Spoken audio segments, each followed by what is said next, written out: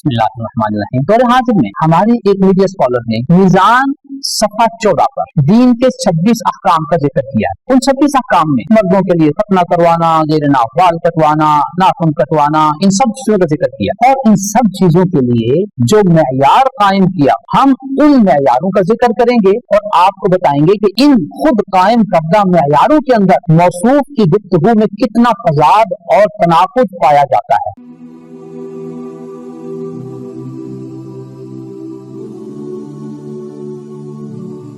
ہمارے موصوف media scholar نے اپنی کتاب میزان کے صفحہ 641 پر انہی ختنوں اور ناخن کاٹنے کو یہ کہا ہے کہ یہ سنن فطرت ہیں جنہیں انبیاء علیہ السلام نے تزکیہ و تطہیر کے لیے ان کی اہمیت کے پیش نظر دین کا لازمی جز بنا دیا ہے۔ آپ کو تعجب ہوگا کہ انبیاء کے اس عمل کو ثابت کرنے کے لیے انہوں نے المفصل فی تاریخ العرب قبل الاسلام کی جلد 6 صفحہ 340 کا حوالہ دیا، جبکہ اسی کتاب میں ان چیزوں کے بھی انبیاء علیہ الصلوات و تسلیمات کے سنت ہونے کا ذکر موجود ہے۔ کیا وجہ ہے کہ مونچھیں کٹانا، ناخن کٹانا یہ تو انبیاء علیہ السلام کی سنت ہونے کی وجہ سے قابل تسلیم ہوا اور انہی انبیاء کے داڑھی رکھنے کا ذکر ان کے لیے قابل قبول نہیں ہوا۔ بائبل کی لغت کی کتاب قاموس الکتاب المقدس میں جب لحیہ کا ذکر کیا گیا، داڑھی کا ذکر کیا گیا، تو انہوں نے اپنے انبیاء کی داڑھی کا ذکر کیا اور ڈاکٹر جواد علی صاحب نے بھی اپنی کتاب المفصل فی تاریخ العرب قبل الاسلام کی جلد 8 صفحہ 200 پر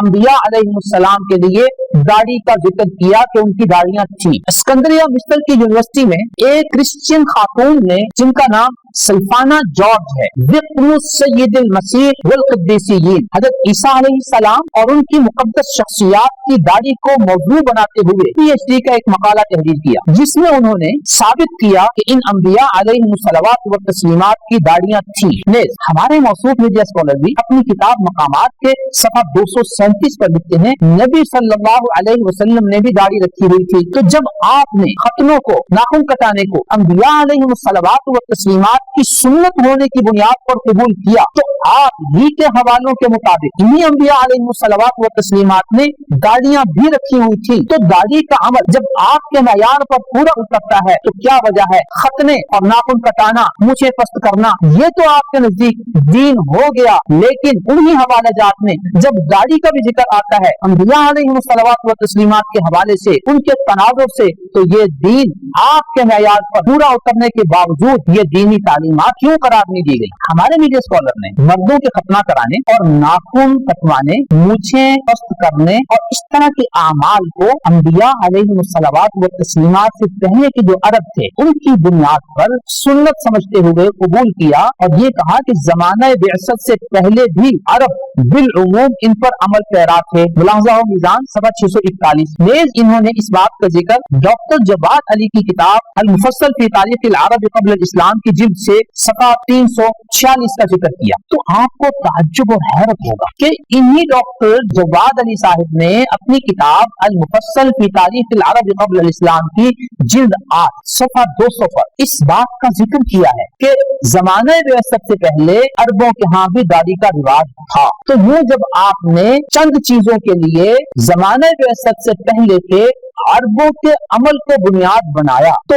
انہی عرب کے ہاں آپ ہی کے حوالے کی روشنی میں داڑھی کا رواج بھی تھا، تو آپ نے اس کو دین کی حیثیت سے کیوں قبول نہیں کیا؟ یہ محترم سامعین، ہمارے دور حاضر کے اس میڈیا اسکالر نے چند اعمال کے لیے جو معیار قائم کیے ان معیار پر بھی داڑھی پوری اترتی ہے۔ جو حوالے انہوں نے دیے انہی حوالوں کی روشنی میں داڑھی بھی پوری اترتی ہے۔ کیا وجہ ہے کہ انہوں نے ختنوں کو تو دین قرار دے دیا لیکن داڑھی کو دین قرار نہیں دیا؟ نبی اکرم صلی اللہ علیہ وسلم کی تعلیمات موجود ہیں اور یہ میزان کے صفحہ 15 پر لکھتے ہیں کہ وہ ثابت ہوں تو سر تسلیم خم کر دینا چاہیے۔ صحیح مسلم، صحیح بخاری کی احادیث شریفہ ثابتہ ہیں، ان کے سامنے داڑھی رکھنے کو دین قرار دے کر سر تسلیم خم کیوں نہیں کیا گیا اور خود داڑھی رکھ کر سر تسلیم خم کیوں نہیں کیا گیا؟ انہوں نے چند اعمال کو سنت ابراہیمی کی حیثیت سے دین قرار دیا، تو ہم نے آپ کے سامنے انہی کے حوالہ جات کی روشنی میں واضح کر دیا कि सुन्नत इब्राहिमी में दाढ़ी का जिक्र भी आता है। इन्होंने अंबिया अलैहिस्सलावात व तस्लीमात के हवाले से खत्मों वगैरह को दीन करार दिया, तो हमने इन्हीं के हवाले जात से आपके सामने साबित कर दिया कि अंबिया अलैहिस्सलावात व तस्लीमात भी दाढ़ियां रखते थे। इन्होंने ज़माने बेसत से पहले के अरबों को बुनियाद बनाकर खत्मों वगैरह को दीन करार दिया, तो हमने आपके सामने इन्हीं के हवाले जात की रोशनी में ये साबित कर दिया कि ज़माने बेसत से पहले के अरब जो है वो दाढ़ी भी रखते थे। यूं मुहतरम सामीन, इनके अपने ही कायम करदा जो 5 मेयार हैं, उन मेयारों पर जिस तरह खतने पूरे उतरते हैं, नाखून कटवाने पूरे उतरते हैं, तो दाढ़ी भी उन्हीं मेयारों पर पूरा उतरती है। क्या वजह है कि खतने वगैरह तो इनके नजदीक अपने मेयार के मुताबिक दीन हो गए, और उन्हीं मेयार के मुताबिक जब दाढ़ी का भी जिक्र आया तो वो इनके नजदीक दीन करार नहीं पाया। कुछ तो है जिसकी पर्दादारी है। इस इख्तिसार से सारी हकीकत आपके सामने खुलकर आ गई कि हमारे मीडिया स्कॉलर अपने ही मेयारों पर पूरा उतरते नहीं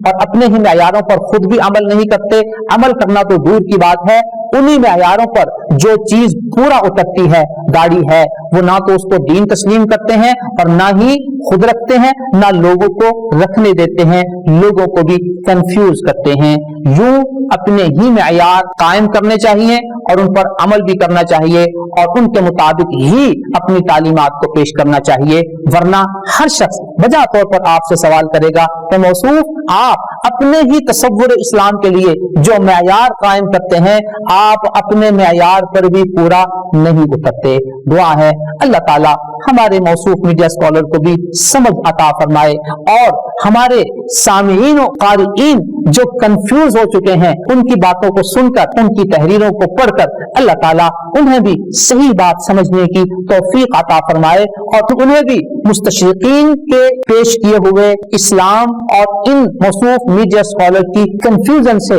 निकलने की तौफीक अता फरमाए। आमीन। نظروا للطيبة ونور طه يسطعون